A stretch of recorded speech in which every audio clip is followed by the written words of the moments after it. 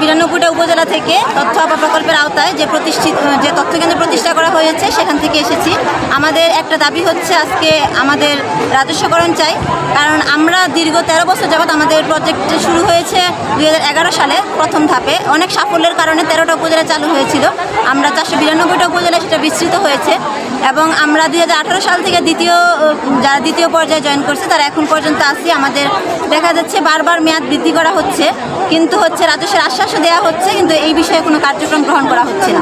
আর আমরা যেহেতু গ্রামীণ নারীদেরকে নিয়ে কাজ করি, গ্রামীণ অসহায় দরিদ্র সুবিধা বঞ্চিত নারীদের নিয়ে আমরা কাজ করি, তো নারীদের দোরগোড়ায় আমরা সকল সেবা পৌঁছে দিচ্ছি, যেমন কৃষি, শিক্ষা, স্বাস্থ্য, ব্যবসা, জেন্ডার আইন।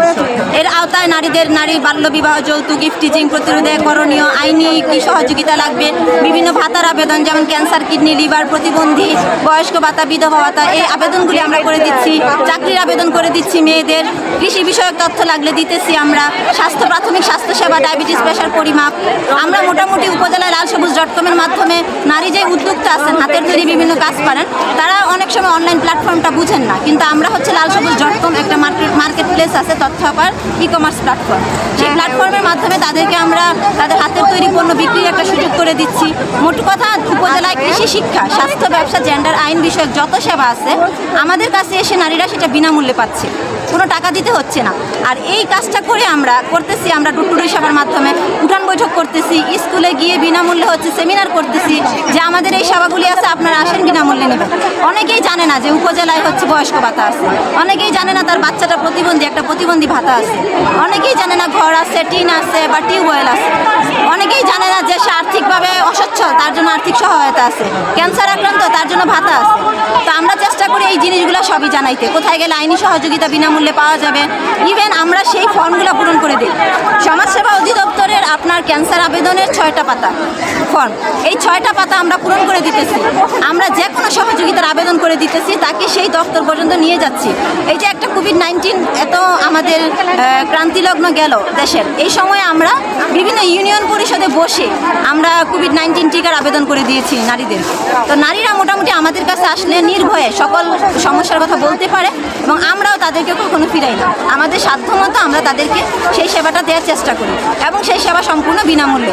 নারীরা এতটুকু আশ্রয় আমাদের কাছে পেয়ে তাদের একটা ভরসার জায়গা হয়ে গেছি আমরা, যে না, আমরা যেইখানেই যাই আমাদের হয়রানি শিকার হতে হবে, আমরা বিনামূল্যে হয়রানি মুক্ত হয়ে আমরা সেবাটা তথ্য আপার মাধ্যমে পাবো।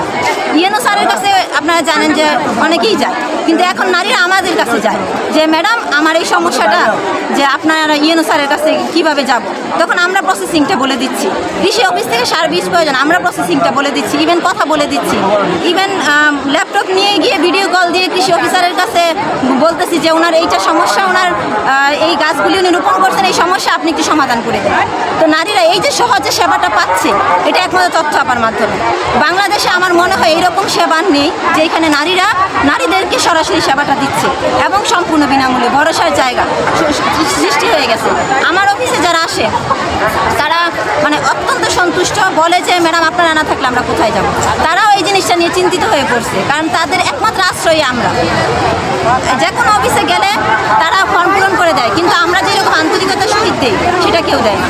তো যাই হোক, আমরা তথ্য আপারা যতটুকু সেবা দিয়েছি, গ্রামাঞ্চলে প্রত্যেক বাড়ি গিয়ে উঠান বৈঠক করে তাদের যে সেবাটা ঘরে ঘরে পৌঁছে দিচ্ছি, সরকারের যে লক্ষ্য ছিল সেটা আমরা করতে পেরেছি।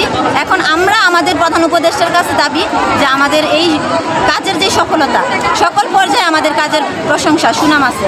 আমরা দেখি যে জাতিসংঘতে আমাদের নিয়ে কথা বলা হয় যে তথ্য আপারা গ্রামে গ্রামে টুটুরু সেবা দিচ্ছে। তো আমাদের এই সেবার একটা সফলতা, এই সফলতার একটা পুরস্কার আমরা চাই প্রধান উপদেষ্টার কাছে। আমাদের একটাই দাবি, আমরা রাজস্ব চাই। এখন অনেক প্রশংসা, উনি শান্তিতে নোবেল পেয়েছেন, সেটাও আমরা অনেক অনুপ্রাণিত হই ওনার এই অর্জনগুলিতে। তো আমরা ওনার কাছে আসছি এই জন্যই যে উনি আমাদেরকে ফিরাবেন ইনশাল্লাহ, সেটাই আমরা আশা করি এবং এখান থেকে সেই আশাটা নিয়েই যাবো ইনশাল্লাহ।